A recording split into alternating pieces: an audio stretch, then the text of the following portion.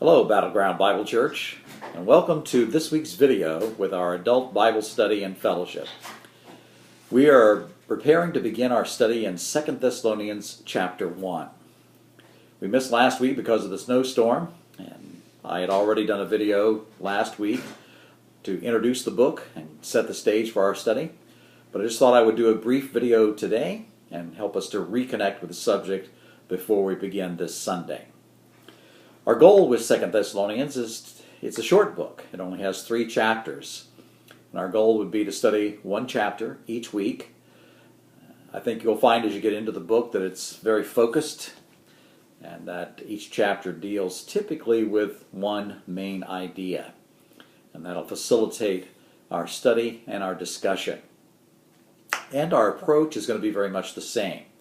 By that I mean, I'm going to challenge you and encourage you to read through the book at least twice each week in a single sitting. Now this book only has 3 chapters, so that should be very easy. And I'll actually encourage you to do it more than 2 times. This does a couple of things for us. One, it helps you to always keep the big picture in mind when you're studying any particular chapter or section of verses.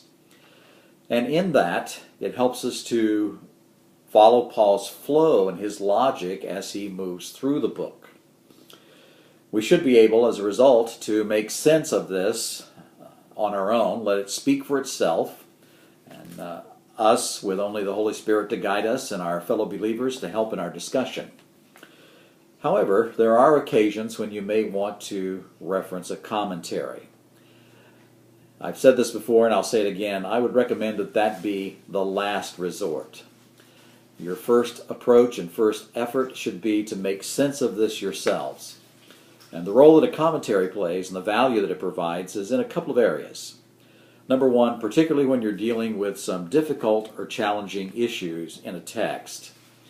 The commentary will help provide some clarity for that by helping us to show us some things that we wouldn't see in our own study. For example, some of the details about the original language, and maybe some particular words or phrases that are used in the original language that in the English translation may seem more general, in the original language can be very much more specific and lend some weight or meaning to what's actually being said, and in that regard provide some clarity and aid our understanding. The other thing that a commentary helps us to do, and again, particularly when we're dealing with a difficult passage, is it helps us to make sure that we're not getting off in the weeds. That as we begin to study ourselves and dig into something, we may think that it's saying something. We get pretty excited about that. And then as we look at 1 or 2 commentaries, we'll find that that idea is kind of unique.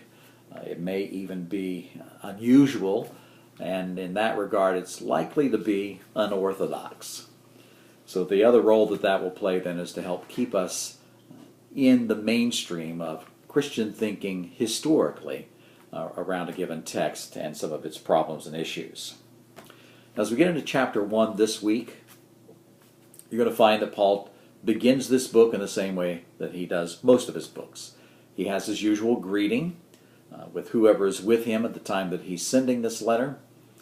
And then he usually has a commendation for his recipients, something he's heard that they're doing really well, and he usually commends that and talks about how that's linked to things that are going on in their life. And usually in the first chapter he will also introduce his main idea or topic. And in this case, he's going to do that by talking about some of the things that they're experiencing, in particular, persecution. And in this case, that's caused them to be concerned about certain things and to think that some things may have already happened. And so he introduces that idea by talking about what they're experiencing and how that is evidence not only of their faith but of God's work and the fulfillment of God's plan, not only in their lives but his overall plan for the world. And these are things that Paul would have talked about when he was with them. We've already seen indications of that in 1 Thessalonians, that there was much that he said to them that he felt he didn't need to write about or write in detail because they know it already. And that's kind of the sense in which he's beginning this book as well, that they have some concerns. And like I said, he's introducing the key thought or main idea. And we'll find this true in Paul's other writings as well.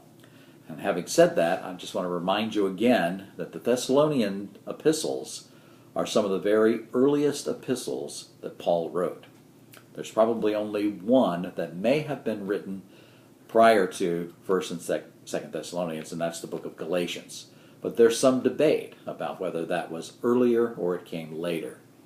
But these are obviously some of the very first epistles that he wrote. And so as we ended our study in 1 Thessalonians by pointing out that Paul is establishing a pattern in the way that he writes his epistles, we're going to find that true in this epistle as well. So just encourage you again to read through the book in a single sitting. Try to note the key idea and some of the other sub-points or themes that he brings up in the book to support that main idea. And then we'll talk about the overall outline for the book as we begin our study in chapter 1 this coming Sunday. The last thing that I would want to mention to you, as a reminder, is our plan to read through the Bible together in a year. I'll confess to you that I have already fallen behind. We're using Robert Murray McChain's plan, which has us reading one chapter in 4 different sections of the Bible. And that's always been part of my challenge. It's much easier for me to read in a single section and to read that through. I'm up to date, which means of the 4 areas that we're reading, I have finished. I'm keeping current with the first half, the 2 Old Testament readings, and I'm about 7 days behind in the New Testament readings. But I can assure you that in the snowstorm on Saturday, I'm going to be sitting and doing some reading, and I'm going to get caught up prior to Sunday. And I would encourage you to do the same. Again, no matter which plan you're using to try to read through the Bible in a year, there's always going to be some point at which we fall behind. Don't be discouraged. Just keep plugging away, and you'd be surprised how easy this comes as you get through the Bible later in the year. So I'll look forward to seeing you on Sunday, and if you have any questions or comments, please include those below, and I'll make sure that we address those. And if there are some things that you would like to, questions that you'd like to raise or like for me to address it specifically, please do that there. The other thing that I would suggest, if you click the subscribe button and the little bell icon that goes along with that, anytime I post a video, you'll receive an email that tells you that a new video has been posted, and you won't have to wait until I send out my notes with the video link through the church secretary late in the week. All right, I'll look forward to seeing you on Sunday. Hope you're prepared.